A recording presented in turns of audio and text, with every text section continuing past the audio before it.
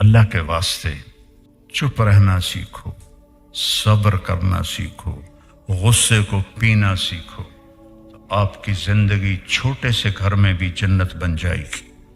میں پڑھ رہا تھا کتاب، پڑھتے پڑھتے ذرا مجھے تھکن ہوئی، میں نے کتاب بند کی اور آنکھ اوپر کی تو ہم ایک بس کو کراس کر رہے تھے۔ اس کے پیچھے لکھا ہوا تھا دل، بہت بڑا کر کے دل، آگے لکھا تھا برائے فروخت، نیچے لکھا تھا قیمت، آگے لکھا تھا ایک میٹھا بول۔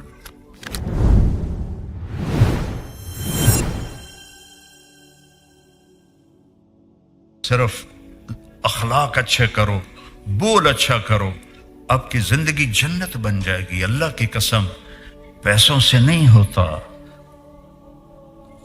رویوں سے ہوتا ہے، رویوں سے۔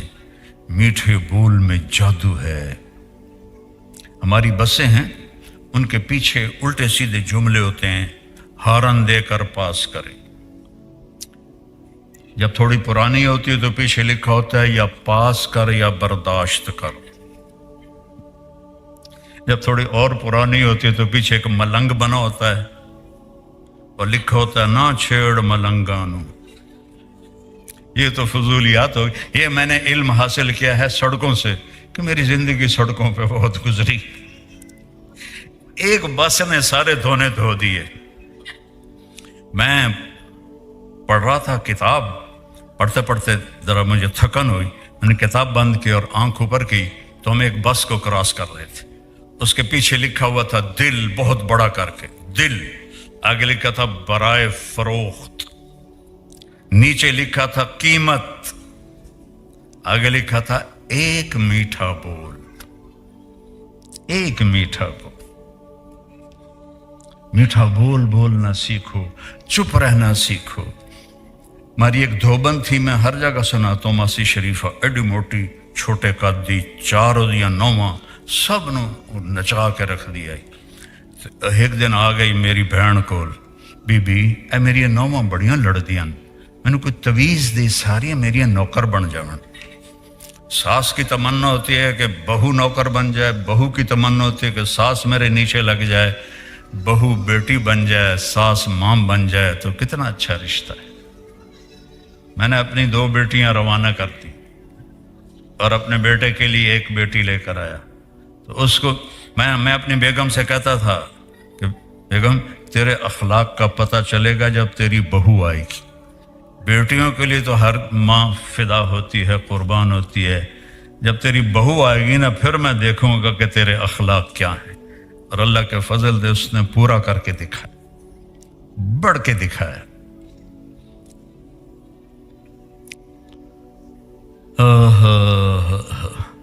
میری بہن نے ایک کاغذ لیا، اس پر ایسے ایسے کر کے ایسے رول کیا، ایسے کیا، پھر یوں کیا، پھر یوں کیا، پھر یوں کیا، پھر یوں۔ اس کو یہ تو بڑا ہے چھوٹا بنا کے، ماسی شریفہ تیری جس لیے 9 نال لڑائی ہوئے، اے تویز تو ایتھے رکھنا ہے تے چک مار کے بہ جانا، ڈگن نہیں دینا، اس کو گرنے نہیں دینا، نہیں تو تیری خیر نہیں۔ اب اس نے کیا کیا، ماسی شریفہ کو چپ کرایا۔ 1 ہفتے کے بعد آ گئی، بی بی وہ میریاں تو لڑائیاں ہی مک گئی ہیں، تو کی تویز دیتا ہے؟ کیوں مک گئی ہیں؟ کہ ماسی شریفہ چپ ہو گئی، لڑائی مک گئی۔ چپ رہنا سیکھو میری بیٹیوں۔ ہمارا سسرالی معاشرہ کوئی اتنا اچھا نہیں ہے، کوئی قابل تعریف معاشرہ نہیں ہے ہمارا۔ ہندوستان سے آئے ہوں، پاکستان سے آئے ہوں، سسرالی معاشرہ بہت دکھ دیتا ہے۔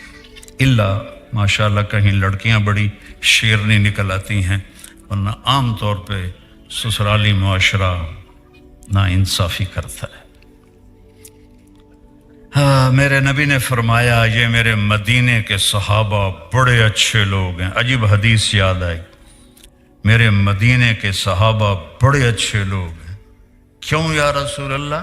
کہ جس کی بیٹی کو بیاہ کے لاتے ہیں نا، اس بچی کو یہ پتہ نہیں لگتا کہ میں ماں باپ کے گھر ہوں یا سسرال کے گھر۔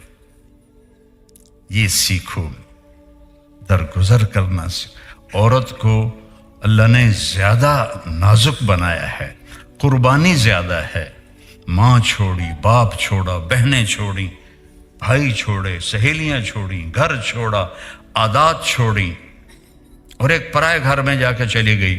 چوتھے دن ہی اس پر چڑھائی شروع ہو جاتی۔ پہلے تو پتر نو سنگت چال ہے تو بیوی دی کچھ چی وڑیا رہ جاندہ، ماں نو تو پوچھتا ہی نہیں، اور اس پر طلاقیں ہو گئیں۔ تو اللہ کے واسطے اب میرے بچے بھی بیٹھے ہو، بیٹیاں بھی بیٹھے ہو، بھائی بہنیں بھی بیٹھے ہو، چپ رہنا سیکھو، صبر کرنا سیکھو، غصے کو پینا سیکھو، آپ کی زندگی چھوٹے سے گھر میں بھی جنت بن جائے گی۔ اب محل کھڑا کر دیں، نہ آپ کی زبان اچھی ہو نہ بیوی کی زبان اچھی۔ چند سال پہلے ایک میرے دوست ہیں، 10-12 ارب کی پارٹی ہیں، وہ کہنے لگے جی ایک خاتون آپ سے ملانی ہے، یہ انگلینڈ میں رہتی ہیں، اور میرے جیسے 200 آدمی اس کے خاوند کی جیب میں آ سکتے ہیں۔ خود وہ 10-12 ارب کی پارٹی ہے، وہ کہہ رہے ہیں میرے جیسے 200 اس کے خاوند کی جیب میں آتے ہیں۔ میں کہا ملا دیو، میں کہڑا کوئی پاؤنڈ لینے۔ تو وہ آئی اور تھوڑے دیر بعد رونے لگی، کہنے لگی مولانا میری کیا زندگی ہے، لوگ سمجھتے ہیں میں بڑی خوش قسمت ہوں، بڑا پیسہ ہے، بڑی گاڑیاں ہیں، بڑے زیور ہیں، میرے خاوند کا سلوک ہی اچھا نہیں تو میں آگ لگاؤں۔ اس کو سلوک نہیں ملا، باقی سب کچھ ملا، تو ایک اجنبی کے سامنے بیٹھی رو رہی ہے۔ کچھ مہینے بعد میں کراچی جا رہا تھا تو جہاز میں ایک نوجوان ملا، مولانا اللہ نے چھوٹی عمر میں بہت رزق دے دیا، عزت بھی ہے، لیکن میں اپنے گھر میں اتنا دکھی ہوں، اگر میرے بچے نہ ہوتے تو میں بیوی کو طلاق دے دیتا۔ میں نے کہا کیا ہوا؟ کہ اس کی 30 فٹ لمبی زبان ہے۔ میں کہا 29.5 فٹ کٹ دے تو باقی منہ چران دے۔ ایک خاوند کی وجہ سے رو رہی ہے، ایک بیوی کی وجہ سے رو رہا۔ میرے عزیزو، آپ کا سکھ چین آپ کے سلوک میں چھپا ہوا ہے، آپ کے سلوک میں چھپا ہوا ہے۔ باقی اصل زندگی تو جنت میں ملے گی جہاں کوئی لڑائی نہیں ہوگی۔ لڑائی نہ ہو یہ تو ہوتا ہی ہے۔ نبیوں کے بعد سب سے بڑا جوڑا ہے علی و فاطمہ، ان سے بڑا جوڑا کوئی نہیں۔ میرے نبی تشریف لائے بیٹی کے گھر، وہ ایسے بیٹھی، بیٹا کیا ہوا؟ کہ میرا اور علی کا جھگڑا ہو گیا، اب اس سے بڑا گھرانہ میں کہاں سے پیش کروں؟ تو آپ نے کہا علی کدھر ہے؟ کہ باہر نکل گئے۔ اب آپ نے یہ نہیں کہا کہ میں سسر ہوں، میں کیسے داماد کو بلاؤں؟ آپ خود ڈھونڈنے گئے تو آپ مسجد میں لیٹے ہوئے تھے، تو ہم نے کہا قم یا ابا تراب، ابو تراب اٹھو۔ مٹی لگی ہوئی تھی، تراب مٹی کو کہتے ہیں۔